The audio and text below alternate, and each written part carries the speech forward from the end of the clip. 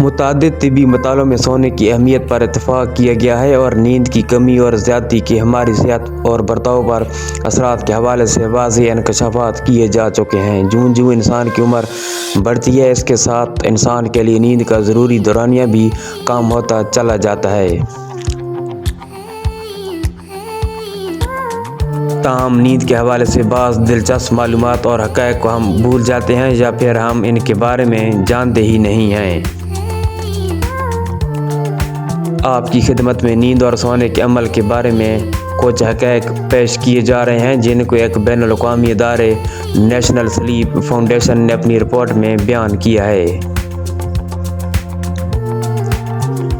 عام صورت میں ورزش کرنا جسم کو گہری نیند میں لے جانے کے لیے مددگار ثابت ہوتا ہے، تاہم بستر کا رخ کرنے سے قبل ورزش یا کھیل کی سرگرمی سے جسم اور دماغ بیدار رہ سکتا ہے اور سونے میں دشواری کا سامنا ہو سکتا ہے۔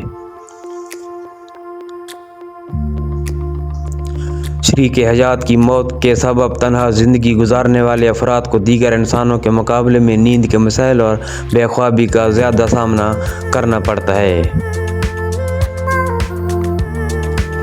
یہ بات تو معروف ہے کہ انسانوں کی اکثریت نیند کے کسی ایک دورانیے میں خواب دیکھتی ہے، تاہم سائنس دانوں نے ابھی تک پوری طرح تصدیق نہیں کی ہے کہ آیا جانور بھی سونے کے دوران خواب دیکھتے ہیں۔ رہائش کا علاقہ جتنی بلندی پر ہوگا، نیند کے دوران اضطرابی کیفیت میں بھی اتنا ہی اضافہ ہوگا۔ مثلاً اگر آپ کسی انتہائی بلند مقام پر رہائش اپناتے ہیں تو نیند کے حوالے سے ہم آہنگ ہونے میں 2 سے 3 ہفتے درکار ہوں گے۔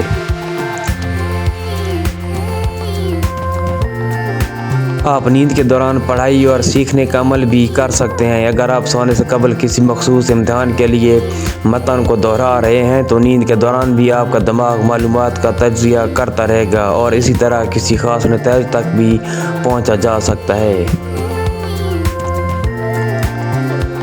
مطلوبہ نیند پوری کرنے سے آپ کی ذہانت میں اضافہ ہوتا ہے، اس لیے کہ دماغ سونے کے دوران اپنی خوراکی صلاحیتوں کو مضبوط کرنے پر کام کرتا ہے۔